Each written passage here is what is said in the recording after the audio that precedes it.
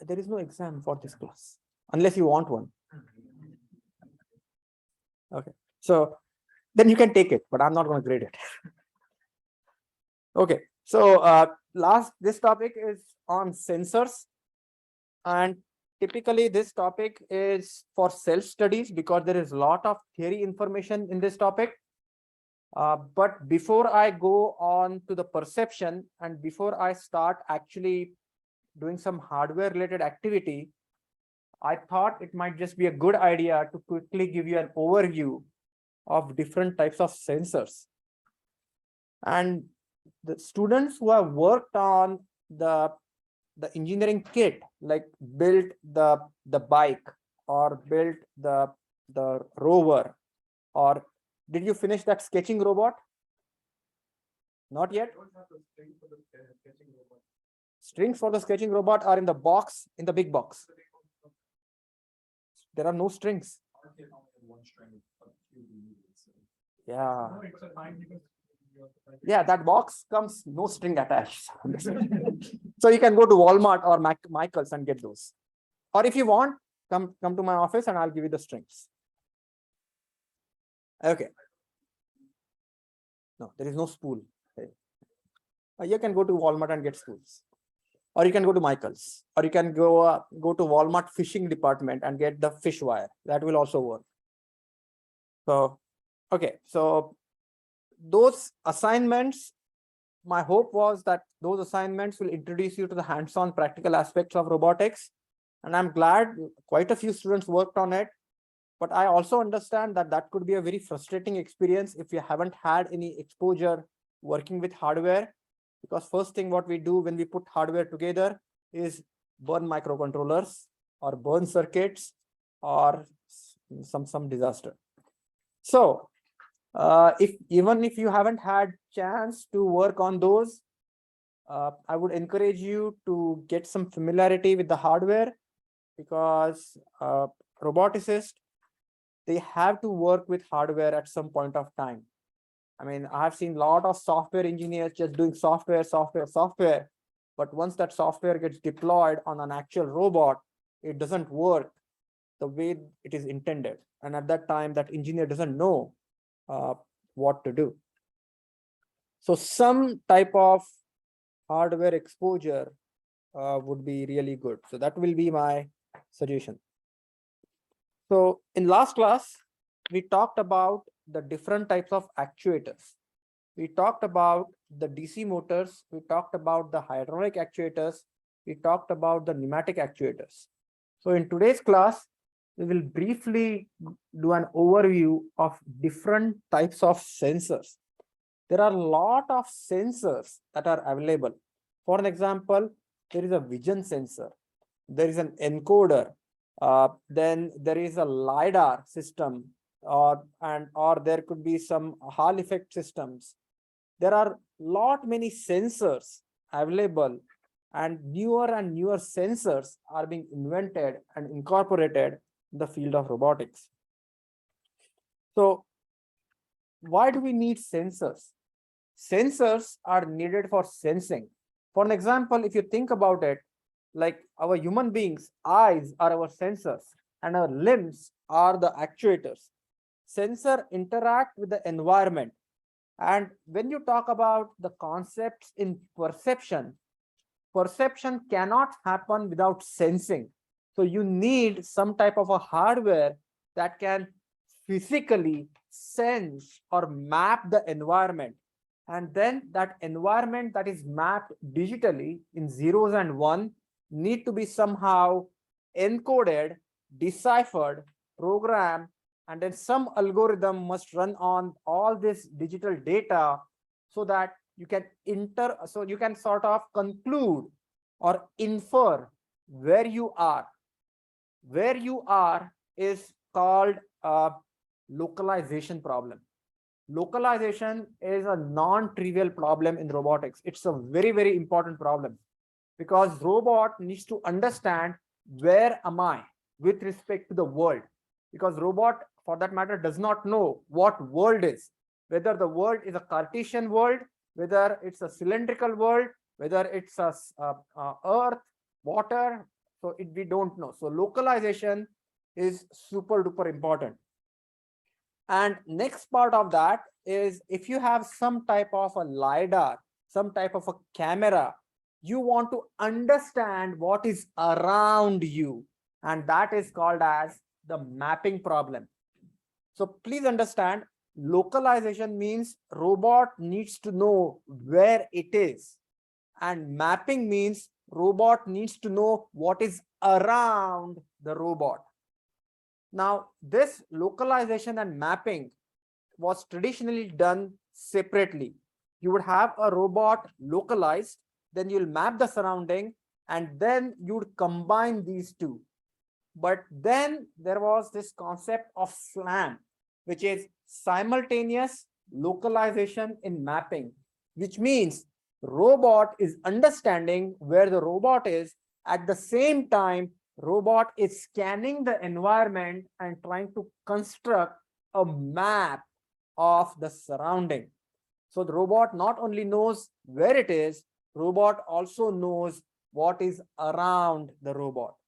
And believe it or not, that is how the humans do, or humans work. So for an example, if I stand in this room, I know I'm standing here, and when I scan the room, I know what is around me, and I do that simultaneously.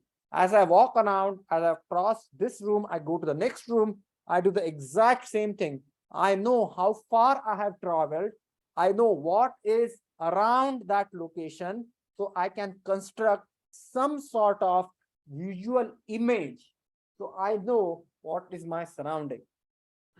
And again, animals and humans, they do the exact same thing. So this chapter in the textbook deals with a few of the sensors. So for an example, we want to measure the position, we want to measure the velocity, we want to measure the force, torque, we want to measure the touch, proximity, vision, taste, speech recognition, so on and so forth. So all these sensors take these physical parameters or physical signals and convert those into either voltages or current, and at the end convert that into some type of a binary data, which is represented as zeros and one, and that can be processed, synthesized, read, and used in these sophisticated learning algorithms. One thing that I want you to understand, that even if I have a sensor, that does not mean that sensor is going to work well all the time. Every sensor would have its own limitations. For an example, human hearing, we can only hear between 20 hertz and 20,000 kilohertz. We can't hear below 20 or outside 20 kilohertz. And that is the reason why, so if you look at the compact disc, the sampling on the compact disc is usually 44 kilohertz. And the reason for that is to capture the sound, which is in between 20 hertz and 20 kilohertz, you need to meet the Nyquist criteria for data capture, which is your sampling frequency must be at least 2 times the maximum frequency that you are going to measure.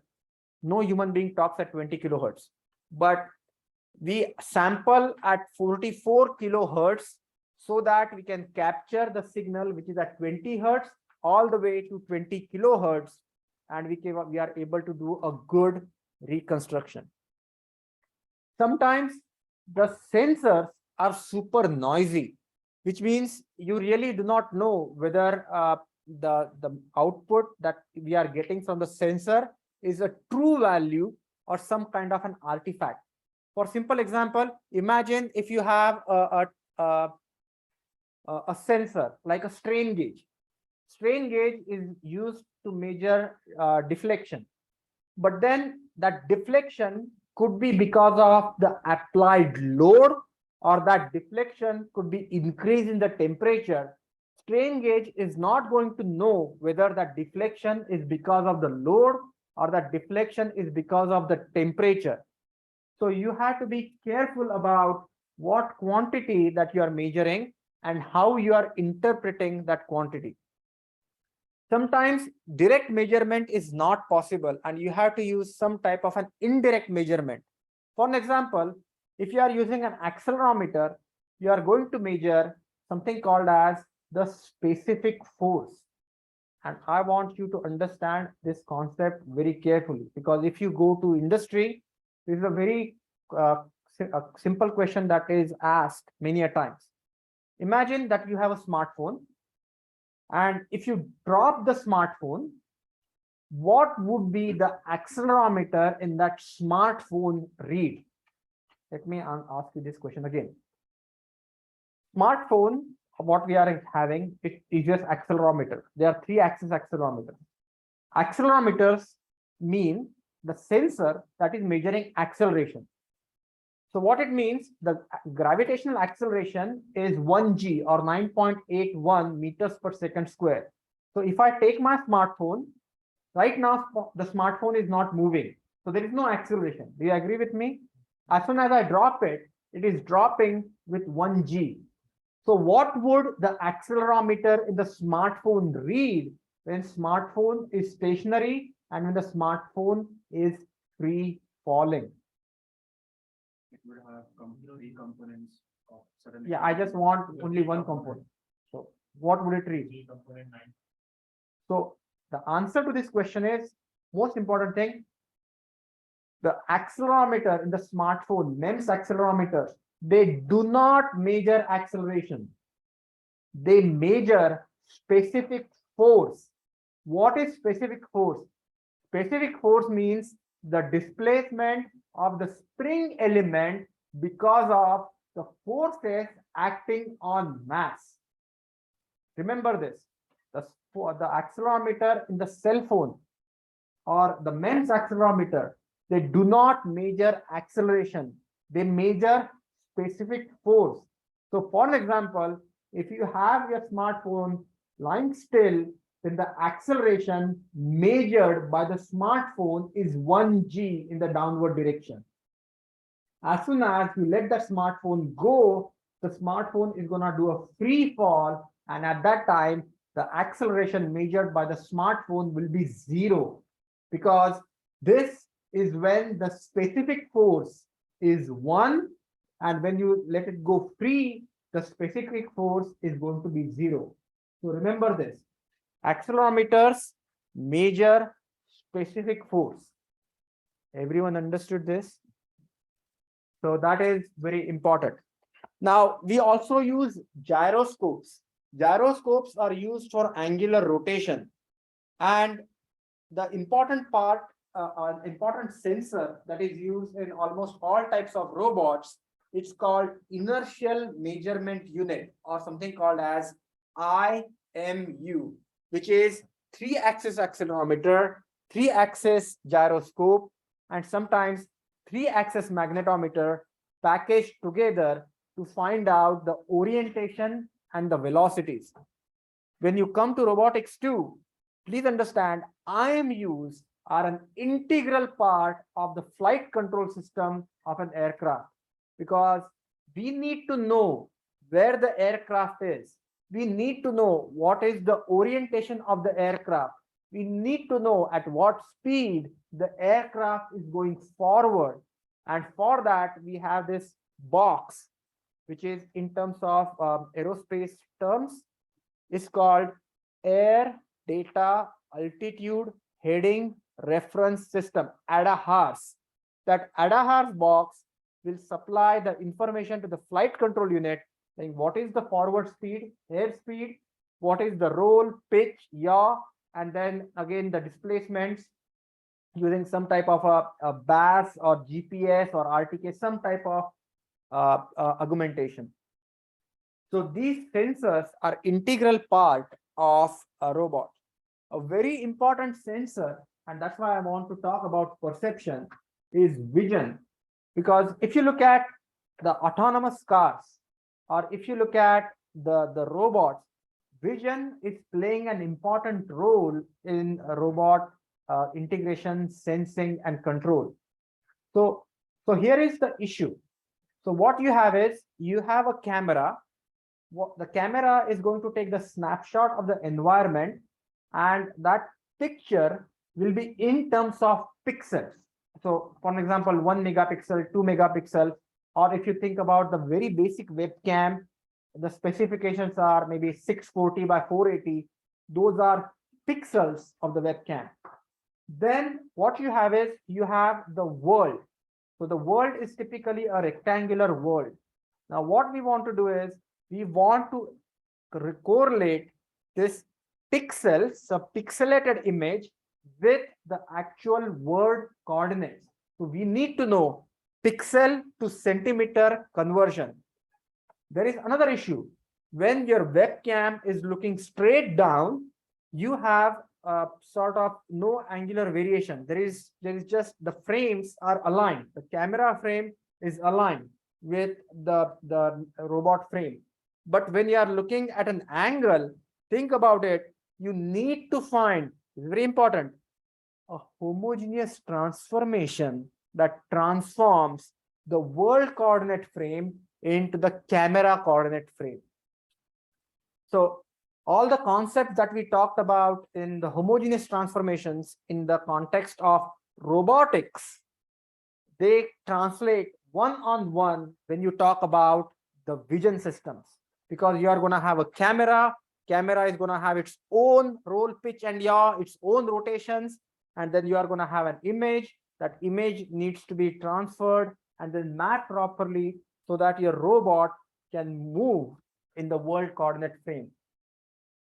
Nowadays, with advent in Alexa, Siri, there is a lot of work going on in natural language processing. So NLP is a very good field and it's very closely related to robotics.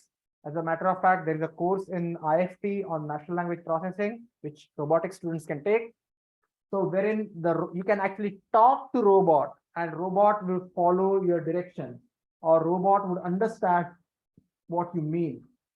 Now, what we are doing with these new sensors is we are going towards something called as the intent prediction. What do I mean by intent prediction? Which means the humans understand the intent very clearly based on the language, but it's a very difficult problem for robot to understand what this sequence of words mean.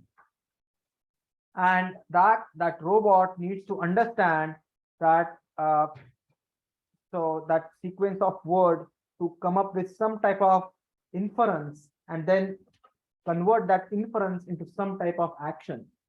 So again, this is all happening in the field of robotics. So when you have sensors, you have to worry about what is the cost of the sensor, what is the size of the sensor, whether the sensor is an AC sensor, DC sensor, digital sensor, analog sensor, how do you interface that, then resolution. In the last class, I talked something about the impedance matching. So please understand, whenever you have a sensor, the sensor impedance needs to match with the circuit impedance for the whole thing to work. Otherwise, what would happen is the sensor would send the data, but that data will come very quickly, or the magnitude or the amplitude of data will be so high that the data acquisition system will not be able to process it. So impedance matching is very important in terms of sensor integration. Then we also need to know the resolution, or the the lowest measurement that you can measure, or least measurement that you can measure. We have to make sure that the sensor is not nonlinear, or at least in the operating range, sensor is behaving in a linear fashion. There are other considerations like bandwidth. Now, when you, depending upon whom you talk to, the bandwidth has different meaning. When you talk to the sensor folks, or the people who work in sensor, bandwidth means the sensor should be able to respond to the input properly. For an example, imagine if you have a tire pressure gauge. You cannot use that tire pressure gauge to measure the pressure inside an internal combustion engine. Why? Because the pressure inside that internal combustion engine is varying so fast that the tire pressure gauge may not be able to sense it quickly. So what that means is tire pressure gauge does not have enough bandwidth to acquire or capture cylinder pressure data, and you need special purpose sensors. Another important part is sensitivity. You want sensor, but the sensor should not be too sensitive. The problem with too sensitive sensor is even if there is a change in the atmospheric condition, even if there is a change in the surrounding temperature, sensor will give you some type of erroneous result, and that will actually confuse the control system. You don't want your sensor to be like sort of very sluggish, because you want that sensor to act quickly. So sensitivity is an important parameter. Linearity. In the range of operation, the sensor should behave linearly. Then the range.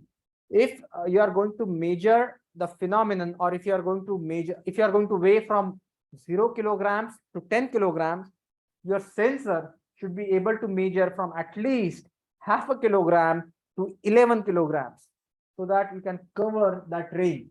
Response time. The sensor response time should be fast. It should not respond slowly. And yeah. Previous slide. The formula even before this, the resolution formula is full range divided by 2n. So what is the n? Okay, it's bit. Yeah, actually, this is gonna need a little bit of discussion, but so for an example, if it's a 4-bit, which means it's 2 to the 4. So 2 to the 4 is 4, 4 times 8, 8 times 16. So basically what you have is you have 0 to 15 grades where you can actually sort of differentiate the signal. And the reason I want to take this example is, imagine if you have a 4-bit image, what it means is your color palette only has 16 shades, 0 to 15. And we'll talk about this a little bit more when we talk about the image processing. So basically, we need, because 2 to the n is the number of bits, and that is where how we store the data. Now, response time is basically you have 95% of the response time. There is 63.2%, which is the time constant. Then there is some concept which is called as the rise time, 10% and 90%. And you have something called as the settling time. So these are the important specifications for the sensor. So if you go and pick up a sensor, usually these parameters will be part of the spec sheet. Another important characteristic is frequency response. So here is the idea. So think about it. You have a tire pressure gauge, and the tire pressure gauge is measuring a slowly varying pressure. Tire pressure gauge can measure it. You make that pressure very little bit fast, it still can measure it. But after some time, once the frequency of changes or change frequency increases, the tire pressure gauge is not able to keep up. And that is what is meant by the frequency response. Reliability means that the tire pressure gauge should be able to provide the same measurement reliably over the period of time under varying operating conditions. Accuracy means closeness to true value. So if that gauge is saying 10 psi, that means the pressure has to be 10 psi. And repeatability, which means even if you use the tire pressure gauge today, tomorrow, day after tomorrow, in the middle of the night, in the morning, it should give you the exact same measurement or very close measurement. So this is like, again, I give an example. Imagine you go to a bar and then you see that you're throwing darts at the dartboard. So that would be typically my response when I haven't had any beer. So basically, I'm hitting the bullseye. After some time, after 1 or 2 beers, maybe I will hit, but not at the bullseye, but again consistent. After 5 or 6 beers, that is what I would start doing, hitting everywhere. So no accurate, no consistent. So, oh, by the way, I don't drink beer. Just give an example. So, another example sensor that we use is potentiometer. Potentiometer is the resistance changes. You can have something called as a linear potentiometer, or you can have a rotary potentiometer. And then the input is usually a voltage, and then it's a divider circuit. And depending upon where that pointer is, the resistance changes depending upon the equation rho L divided by A, and the output voltage changes. And for resistance potentiometer, again, the load resistance plays an important part where the system or the potentiometer is going to behave linearly or non-linearly. And there are guidelines when you have a potentiometer that you use for distance measurement or rotation measurement or anything that is you have to make sure that the loads are correct. Now, what I want to tell you one thing, the small servos that I'm going to give you, or as a matter of fact, the servos that you might have seen in your kit. If you see those servos very closely, you will see there is a teeny tiny motor, there is a gearing, there is a teeny tiny microcontroller, and you will also see a small potentiometer that is used for feedback. And that potentiometer is giving the feedback to the microcontroller that is inside that servo. So next time when you see the servo, please understand in that servo, you have power, ground, and PWM pin. Those are 3 pins that go in. There's a microcontroller, there is a DC motor, then there is a gearing, and then at the end of the gearing shaft, there is actually a potentiometer. And again, in addition to the potentiometer, usually if it's a limited rotation servo, there will be mechanical stops, because potentiometer, by the virtue of it, is a sensing element. It's not an actuation element.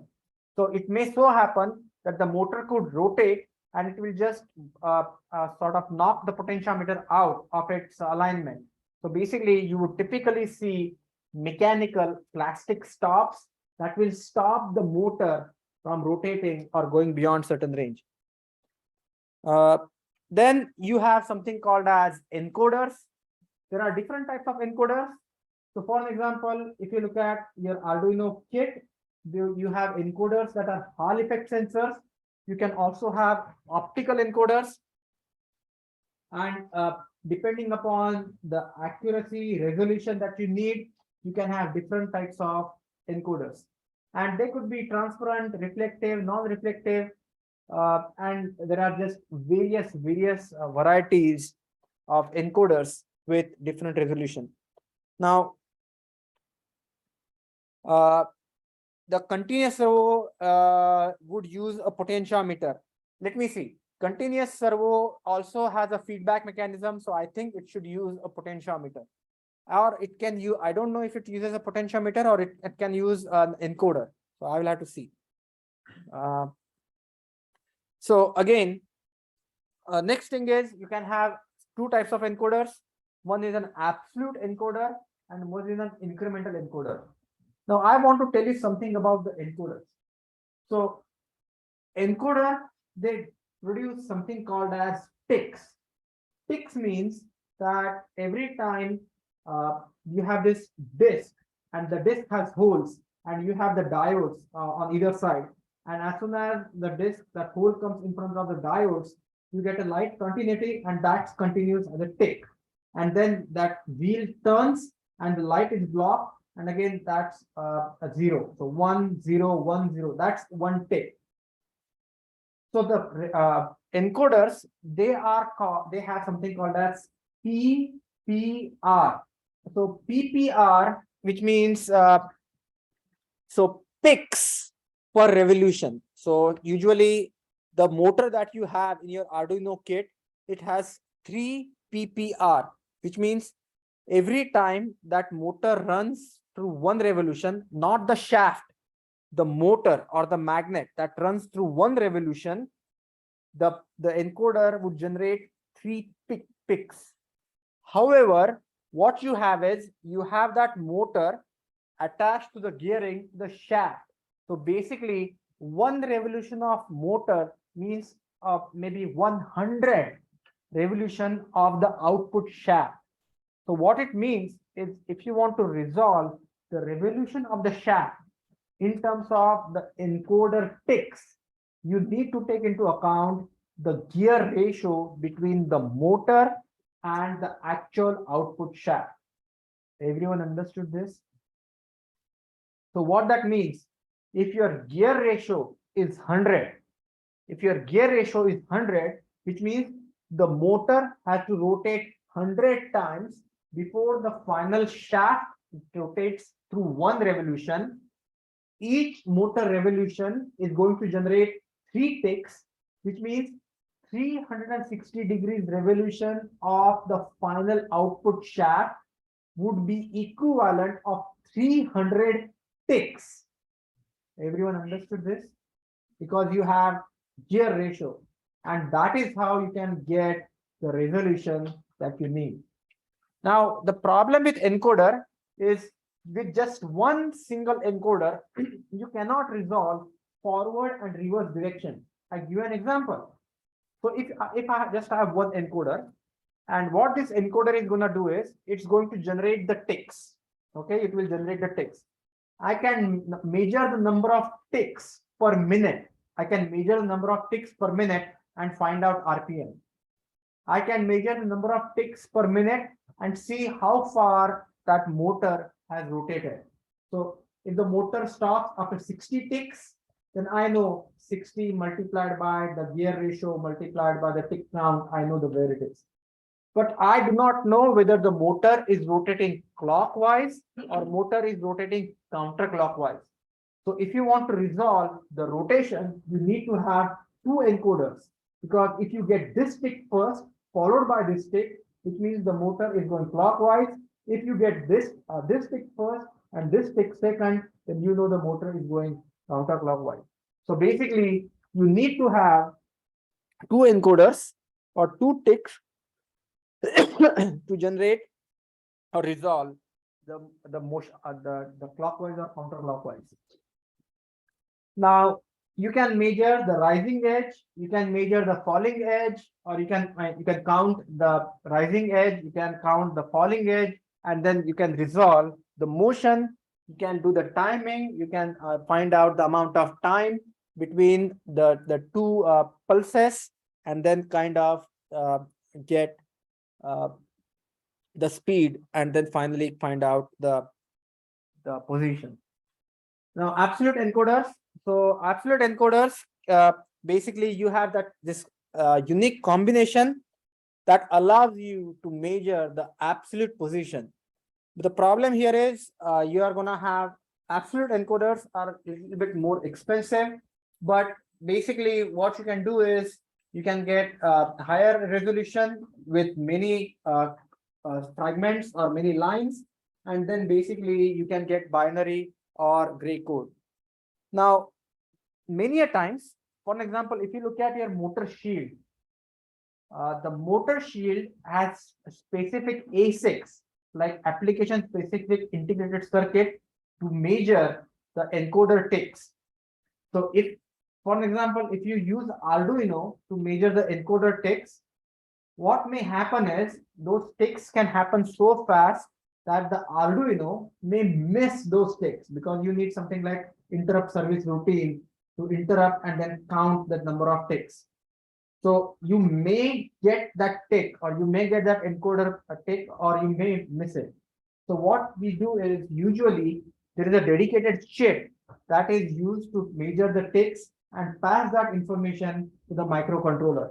So if you look at your motor control board, there are specific encoder chips that are used to measure the number of ticks that are coming from the encoder. Now again, what you have is, this is the gray code, you have binary code, and then basically you can see how those get pictorially represented. And they are used again in encoders. Another thing is, which is a very common thing, which is a linear variable differential transformer, which is called LVDT. And please note, LVDT is a transformer. Transformers only operate on AC current. If you connect DC current to the transformer will burn. And that's a tricky question that they asked a couple of my students. So idea is, depending upon the primary number of coils, depending upon the secondary number of coils, you get step in or step down. And then the core inside actually allows you to control the amount of primary coils in coupling with the secondary coils. So you move the core forward or backward, that actually changes the output phase and in phase and out of phase. And then you can actually measure the displacement. The linear LVDTs are very commonly used for machine tools. So if you go to sim building, the linear slides, they have LVDTs attached. Then next one is you have resolvers. As you can see, the resolvers is like you get alternating voltages, and then you map those voltages, and then you find the phase difference, and then basically you measure the angular orientation. So again, resolver is a type of transformer. Then you get something called as LMDT or MDT. So basically it's a magnetorestrictive. Again, the idea is just like a proximity switch, you have a magnet, and the displacement of magnet is sensed, and then that gives you some type of voltage change that is corresponding to the displacement. Then you have Hall effect sensors. And if you look at the Arduino sensor, Arduino box that we gave you, the motors, even the small motors and the big motors, what they have is they have the Hall effect sensor. And again, what Hall effect sensor does is the current changes when you have it is sensing a magnetic field. So as that magnet is rotating, you have the Hall effect sensor, and as soon as it insists to change the magnetic field, it generates the pulses. Then another important sensor that nowadays that is used for a lot of autonomous robots is global positioning system. And global positioning system is ubiquitous. The idea is very simple. It's a radio navigation system. So the speed of the radio wave is constant. Please understand, the speed of the radio wave is constant. So if I know the sender's position, if I know the amount of time that radio wave took to come to this destination, then I can find out the total distance between the sender and the receiver. Now, for global positioning system, we need minimum 4 satellites. Why? Because I need to resolve X position, Y position, Z position, and time. Yeah. Usually, isn't it like 3 for triangulation? You can do, of course, you do 3 triangulation, but you need one more to resolve the time, because the time also. Okay, we will talk a lot about GPS systems, but the idea with the GPS system is it's a radio navigation system. Each GPS string contains the information about satellite ephemerals, which means where the location of the satellite is. It also adds the error correction codes, and it also gives you the information of the satellite with respect to Earth center, Earth fixed frame. So whenever receiver receives that information, that receiver knows the position of the satellite. Receiver knows you can find its own position with respect to satellite, and then it will be able to resolve the its position with respect to Earth center, Earth fixed frame. That can be converted using the ellipsoid model with the latitude and longitude. However, there are a lot of problems, because it's very easy for those radio waves to reflect off multiple surfaces. So you have multipath. Many a times the radio waves get distorted, or basically the information contained becomes noisy because of the ionospheric and atmospheric reflection and other transmission errors. Sometimes the time gets synced off because of relativistic effects. So all those errors you have to compensate before you can accurately calculate the calculate the vehicle position. Now, so to make that even better, now there is something called as the real-time kinematics, which is called RTK. So what does RTK do? So basically you get the GPS signal, but that GPS signal is not correct. So the correction data is generated from the stationary base that can be sent to this receiver so that the receiver can get this correction data. The receiver can get this GPS signal and correct that GPS signal. There is another problem. If you use an RTK, typically RTK corrections are good as long as your base station is within 10 kilometers or 6 miles. So now what they do is they use something called as the L band. So what L band is, there are satellites which are very in the near Earth orbit, which are in the L band. The GPS satellites are far, far away. And these satellites which are in near Earth field, they use something called as L band. That L band is supposed to be a robust band. So what they do is, basically you have this base station all across US and Canada. It's not that L band corrections do not exist outside United States and Canada. So you have these base stations across United States, and what they do is these corrections from the base stations, they are transmitted to the satellite, and the satellite is sending the data over the L band, which is much robust band. So now you got a receiver that is receiving GPS data from the GPS satellites, and it is receiving the ground correction data from the L band satellite. So it's a standalone system that actually does not, even if your base station is outside the 10-kilometer range, you can map it to a different base station and use the appropriate correction. So just look it up. That if you are interested in this, there is a lot of information on u-blox GPS receivers because they are leaders in this field. So GPS, IMU correction, L band corrections, RTK, that will help you to get about 14 millimeter accuracy in X, Y, and Z, 1/4. And I did not believe it.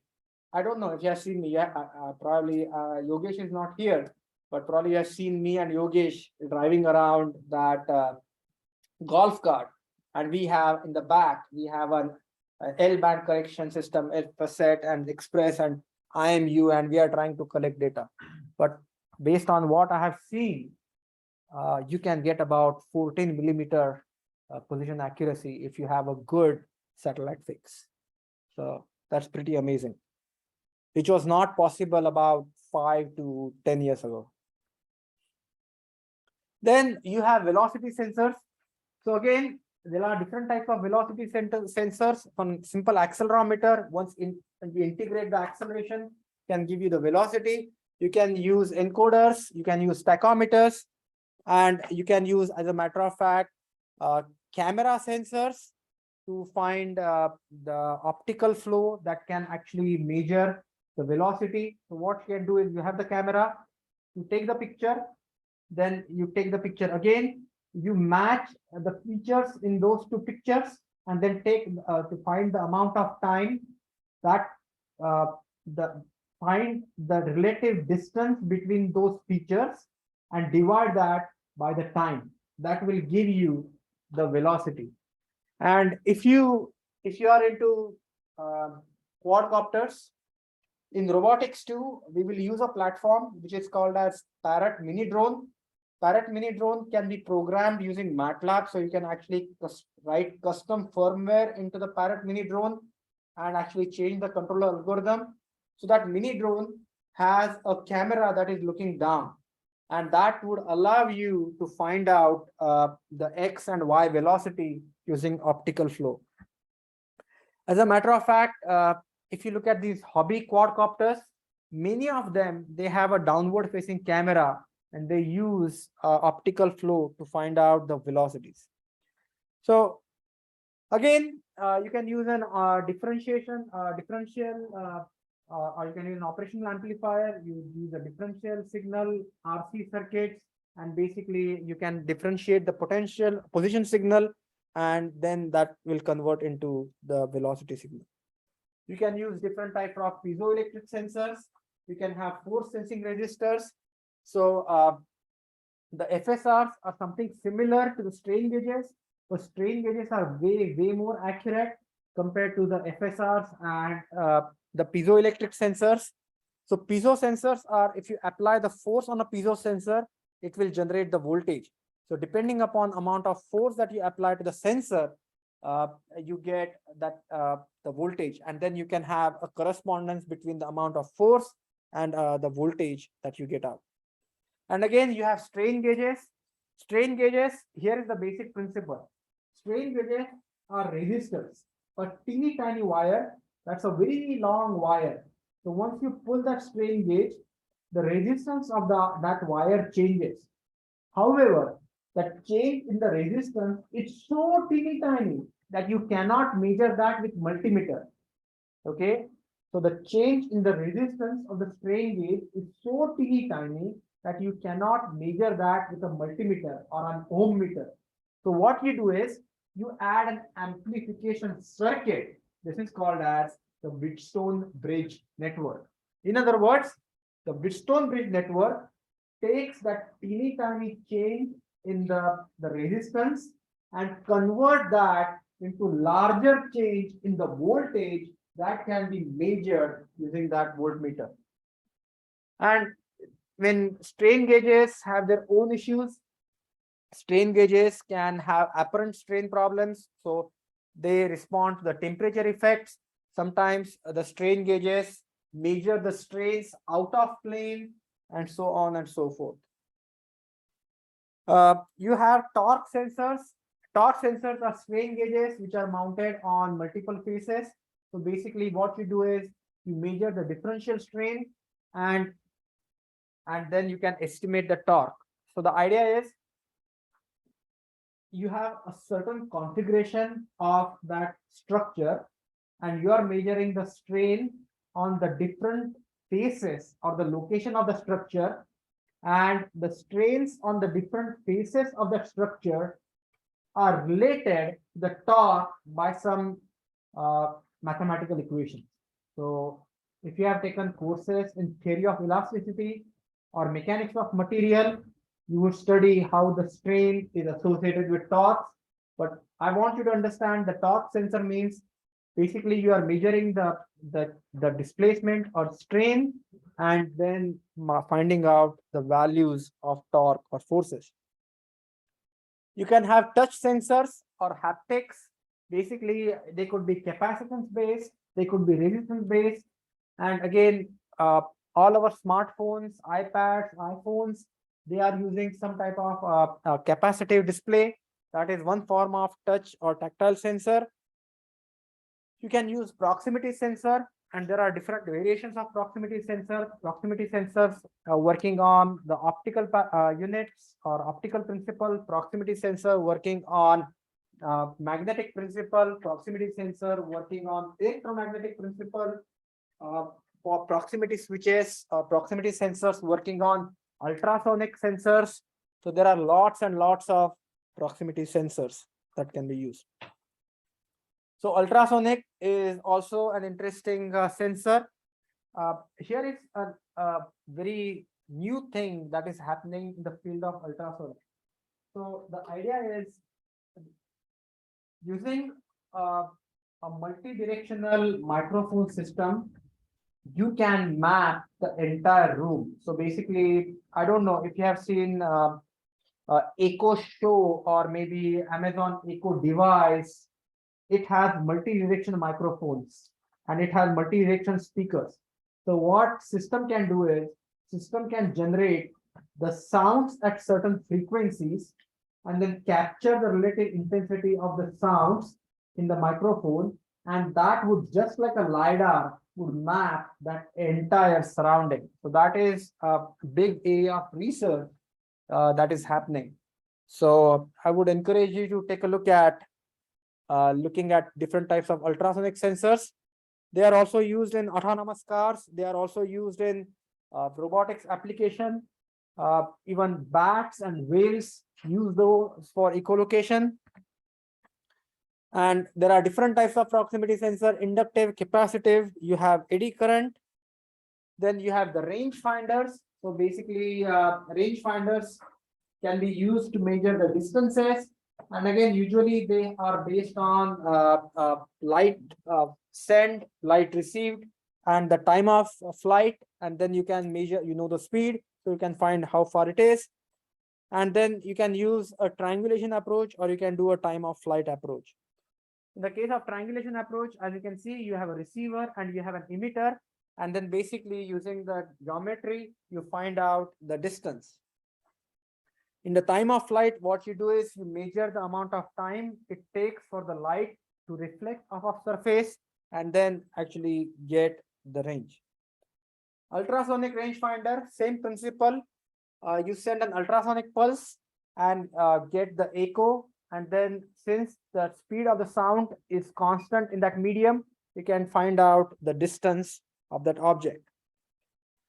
Then LiDARs, super important. If you are interested in working in the field of driverless cars, if you are interested in the field of autonomous vehicles, LiDARs are used in a lot of applications. Velodyne is an important vendor. And wherein what you do, you have something called as 2D LiDARs. You can have 3D LiDARs. And basically the LiDARs, it's a laser rangefinder. It allows us to map the surrounding. But please understand, getting data from the LiDAR, usually it's very noisy. So you needs to go through filtering before you can actually reconstruct and infer from the data that you are receiving. Voice recognition, Siri, Alexa, hello, Google, they are using voice recognition, natural language processing. That is becoming an important part of robotics. There is an important concept in robotics, which is like social robotics, wherein what you have is people are exploring robotic therapy, which means you talk not to a person, but you talk to someone, a bot or a program, which responds to you as sort of empathetically as a human would. So basically, social robotics is also a field that is growing because people saw that robots can help people overcome the loneliness. Robots can help people sort of go through the psychological trauma, or robot could help people who have adjustment disorders. So basically the social robotics combining with the voice therapy, combining with the touch therapy, combining with the light therapy is they are experimented. There is a lot of research going on in the area of robotics that are helping people heal. So again, voice synthesis. So I don't know if you have had course in formal languages and processing. It's a huge field in itself. Like how do you record sound? How do you process that sound? How do you infer from the sound? How you construct the sentences? How you infer the grammar, semantics, and so on. So again, you have something called as the RCC, which is usually used for assembly purposes. You have the floating end effector, and when you have an assembly task, you allow some selective compliance so that the assembly can be done. Then something called as you have remote center compliance. So remote center compliance, which means this is a 4-bar mechanism. In this position, the velocity VA and velocity VB are perpendicular to these radii. These radii intersect at something called as instantaneous center of rotation. What that means is at this instant, that velocity and that velocity can be thought as if they are on a circle. And that information can be used for velocity determination. 4-bar mechanisms, equivalent mechanisms are used in remote center compliance type of studies. And again, as you can see, if the 4-bar mechanism has same crank and then the slider is going to remain parallel, then the instantaneous center of rotation is going to be at infinity. And basically, there is no angular motion of the coupler. And again, typically in the assembly tasks, what you have is this floating end effector, and that floating end effector is allowed to assemble the components because of the tolerance stacking, you may observe that the parts may not actually fit. So here is a classic example. I don't know if you have seen the Tesla factories or if you have seen the Hyundai factories. Robots actually assemble the doors. Here is the issue. Even though everything is in tolerances, so every part has some tolerances. But what happens is during assembly, the tolerances get stacked. So for an example, that one part A is slightly oversized within tolerance. Part B is slightly oversized within tolerance. So as you start assembling part A, part B onto part C, the whole thing goes out of tolerance. So in that particular case, if you provide an RCC type of stuff, a remote compliance mechanism for assembly, the assembly is easier. Otherwise, you cannot assemble those two parts. They have some tolerance stack issues. And again, these are the issues you will study and you will look at if you become a robotics engineer or an automation engineer and start working at Tesla or Hyundai or some type of automation plants. So with this, we finish chapter 10. Next chapter, chapter 11, is going to be on vision system. And I will try to teach that chapter with some demonstrations and some hands-on activity. With this, we are going to stop.